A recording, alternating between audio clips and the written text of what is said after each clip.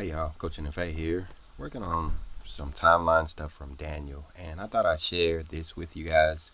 One of the things that Daniel prophesies about is the times, the time, and half a time that we hear about in Daniel chapter 9. Well, when you go from one time to the next, we have a stop by the year 802, and what I found is that that's the year that the church decided to break the Second Commandment.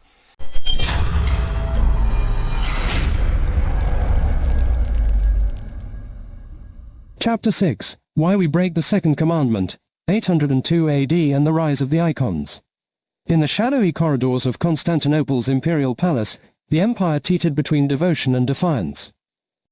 The year was 802 AD, and the Byzantine Empire was about to answer a question that would shake the foundation of its faith. Should images of God and the saints be honored, or destroyed? The question wasn't theoretical. It was spiritual, political, and dangerous. And it centered on the Second Commandment. Thou shalt not make unto thee any graven image. Exodus chapter 20 verse 4. For many, this was a divine prohibition, clear and unambiguous. But for the Byzantines, especially by the turn of the 9th century, it was something to be challenged, interpreted, and ultimately broken in the name of higher truth. The Icon Wars, a struggle for the soul of worship. For more than 50 years, the Byzantine Empire had been convulsed by Iconoclasm, a movement that claimed the use of religious images was idolatrous. Icons were banned, smashed, whitewashed from churches, and replaced by empty crosses or bare walls. To many devout Christians, this was obedience to God's law. To others, it was a spiritual mutilation of the church. The battle wasn't just theological, it was imperial. Emperors enforced iconoclasm with brutal force, imprisoning monks, silencing bishops, and desecrating holy art. Then came Empress Irene of Athens. Irene, the woman who defied a commandment. In 787 AD, while acting as regent for her son, Constantine VI, Irene convened the Second Council of Nicaea.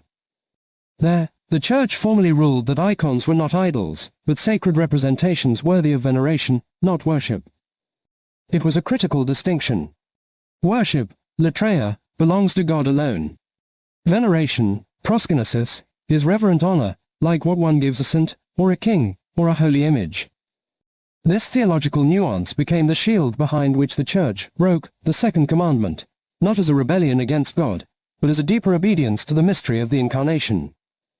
After all, if Christ truly took on flesh, could he not be shown in paint? By 802 AD, Irene was no longer just a regent, she was the ruler of the empire, the first woman to sit on the Byzantine throne alone.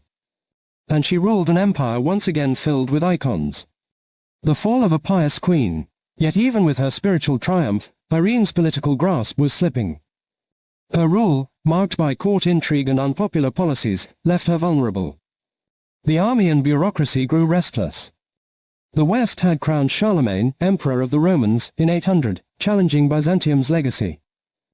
On October 31, 802, Irene was deposed by her finance minister, Nikephoros I. She was exiled to a monastery and died quietly, her earthly power gone, but her religious legacy unbroken.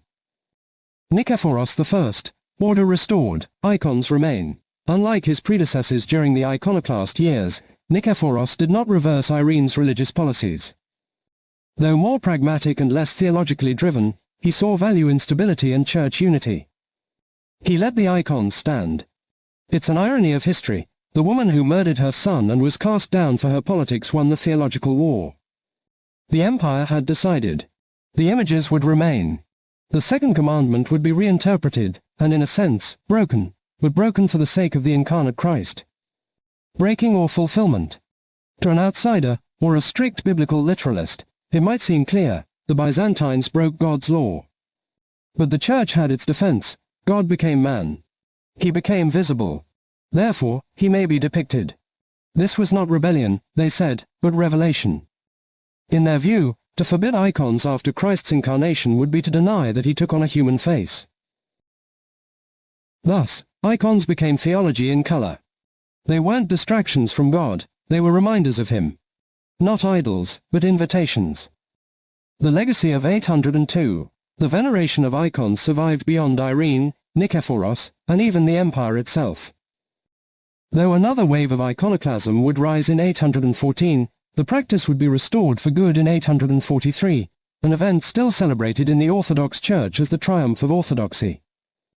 To this day, Eastern Christians light candles before icons, kiss them, and speak to them in prayer, not as gods, but as holy reflections.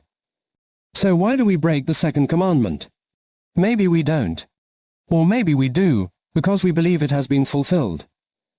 In 802 AD, the Byzantine Empire chose not just political change, but theological defiance, a defiance rooted in love for the visible Christ. In doing so, they left behind a legacy of art, beauty, and controversy that has endured for over 1,000 years. Alright, so there you have it. Like you said, it's the woman who had blinded and killed her son is actually the winner of the debate on whether we should have icons in our worship or not. And so that's why many of the religious people around the world have pictures of religious figures. But anyway, we understand that breaks the Second Commandment, and we'll talk about it down in the comment section. If you got anything out of this video, go ahead and hit the like button. If you didn't, hit the dislike button. And Shalom.